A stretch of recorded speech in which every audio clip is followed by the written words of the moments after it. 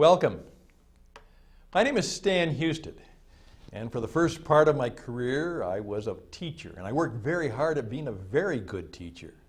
Then I left teaching, not really the teaching field, but the teaching vocation, and became a radio broadcaster. And I really enjoyed that. I worked all around the world with organizations like Trans World Radio. I was taught and trained by the BBC in London, did occasional commentary for the powerful radio voice of the Netherlands, and have kept at it from time to time in various places, using the abilities and the skills and hopefully the knowledge that I have to help make radio and television a better experience. Hopefully not only one that's entertaining, but sometimes educational, but always helpful and informative. And for the last 20-some years, I have included with that in my portfolio, I am a business performance coach. I've written books, written many articles, traveled around the world, helping people build their business, perhaps start their own business, particularly how to market and create more clients and customers for that business, and then how they could teach others to, in effect, take over and make the business more successful. That's what I've done.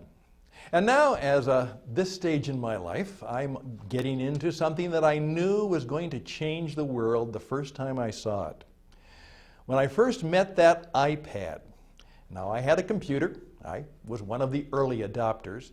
When I heard of the iPad, I said, what's that all about? But as soon as I saw it, I said, this will change the world, because now people can use their computer anywhere they want, any place they want, any time they want. And it's going to change things. Well, of course it has.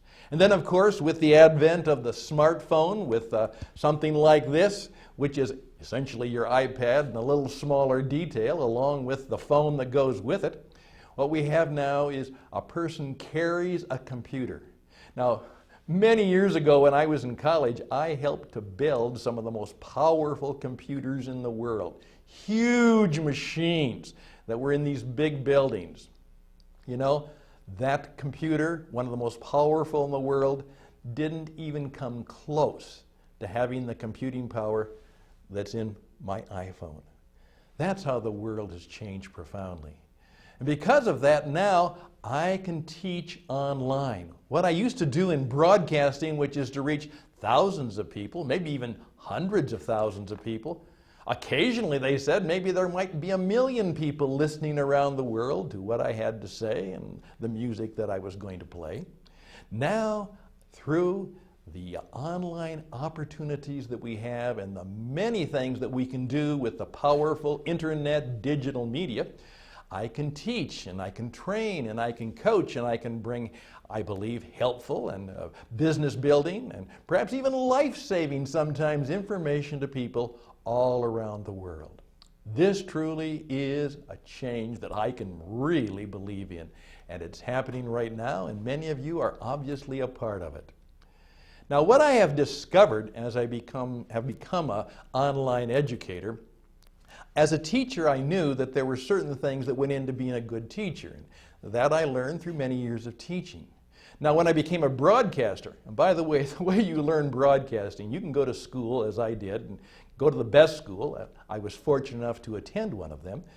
But you learn broadcasting by doing it. And oftentimes you learn it by making mistakes. It certainly is something you learn from experience. And then, putting those two together, I am now discovering that I could be a better online teacher and educator if I would start to use some of the things I learned in radio and television, in media, in the broadcasting arts, as we call it. In effect, I should not just be an online instructor, I needed to become a teacher broadcaster. And that's what I'm going to encourage you to think about. Not just being someone who's trying to create online instruction and hopefully make it successful and hopefully profitable, but I want you to think of yourself as a broadcast teacher or a teacher broadcaster and start to combine some of the elements that go into good teaching with many of the things we know that make good broadcasting.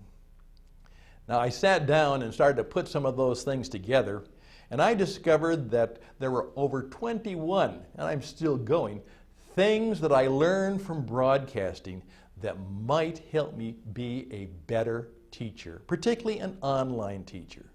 Now, I'm not going to do all 21, certainly not in this short course. This is a free course. It's something I'm giving you free, and I'm going to teach you 3 of the most important, or at least 3 of the very important things that you can learn from the broadcast media, from radio and television, or video if you want to call it, that you can use that will help make your online instruction more powerful, effective, and more profitable. So that's what I'm encouraging you to do. I'm going to ask you to think of yourself as a teacher broadcaster, and in the next 3 sections I'm going to go through 3 different things, some understandings, perhaps some skills, some ways to do it that will help you improve the online class course educational experience for your students.